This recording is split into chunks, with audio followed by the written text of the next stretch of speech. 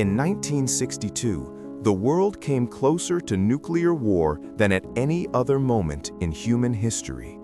Not during World War II, not during the Cold War arms race, but during 13 days in October, when the United States and the Soviet Union stood one decision away from ending civilization. Nuclear bombers were already airborne. Submarines armed with atomic torpedoes were surrounded. Missiles capable of wiping out millions were just minutes from American cities. And nobody knew if the next phone call would start World War III. This is the story of the Cuban Missile Crisis, the moment humanity almost destroyed itself.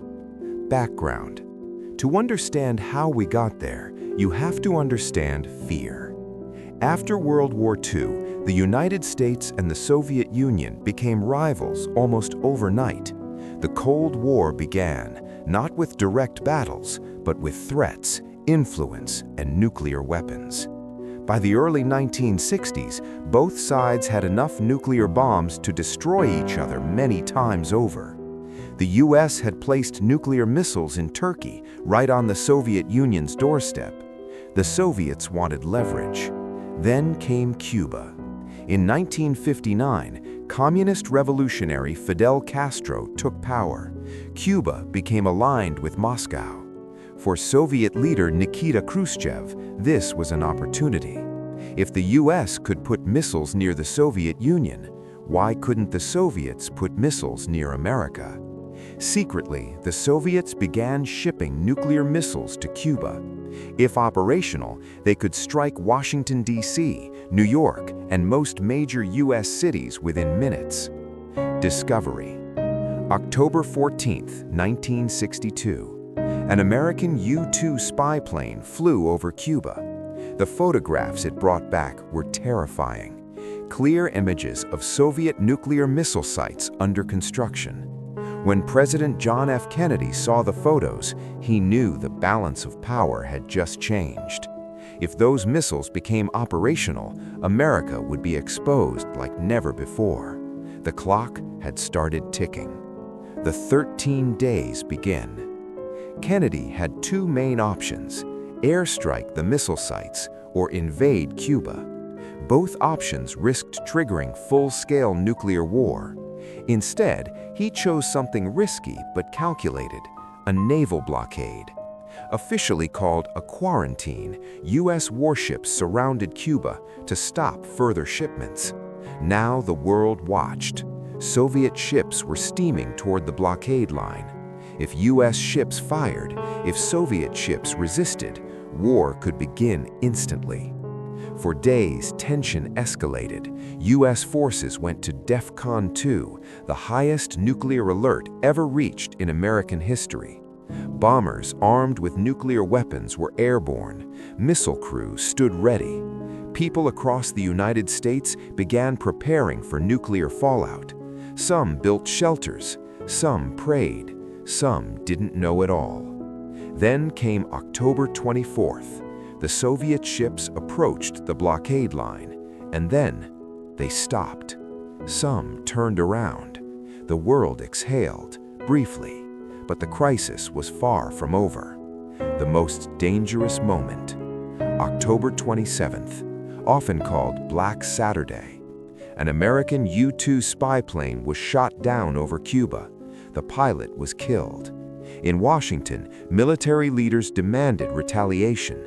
At the same time, something even more dangerous was happening beneath the ocean. A Soviet submarine, B-59, was being harassed by U.S. naval forces dropping practice depth charges.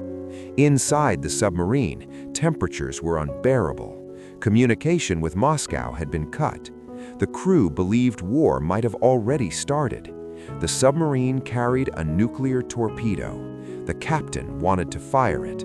Launching it would almost certainly trigger nuclear retaliation, but Soviet protocol required agreement from 3 officers on board. One of them was Vasily Arkhipov. Arkhipov refused. He argued against launching. He convinced the captain to surface instead. If he had agreed, a nuclear torpedo might have detonated against the US fleet, and the nuclear exchange could have begun. One man's decision may have saved the world. The secret deal.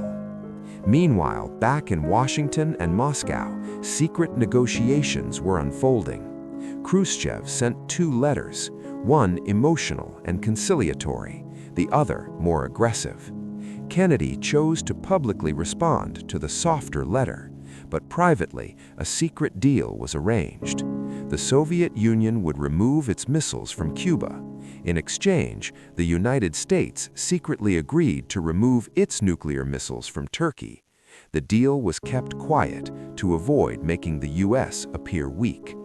On October 28, 1962, Khrushchev announced the missiles would be withdrawn. The crisis was over after 13 days. Aftermath and why it matters. The world had stared into the abyss and stepped back. After the crisis, a direct hotline was installed between Washington and Moscow. Both sides realized how close they had come to catastrophe. It eventually led to nuclear arms control agreements, but the lesson remains chilling. Humanity's survival once depended not on systems, not on weapons, but on restraint, on communication, on one officer saying no. The Cuban Missile Crisis remains the closest we've ever come to nuclear war. 13 days, that's all it took for the world to nearly end. No massive battlefield, no final warning, just pressure, fear, and men making impossible decisions. The Cuban Missile Crisis proved something terrifying. Civilization can survive war, but it might not survive miscalculation. If you want more stories about the moments that almost changed history forever, subscribe, because the most dangerous battles are the ones that almost happened.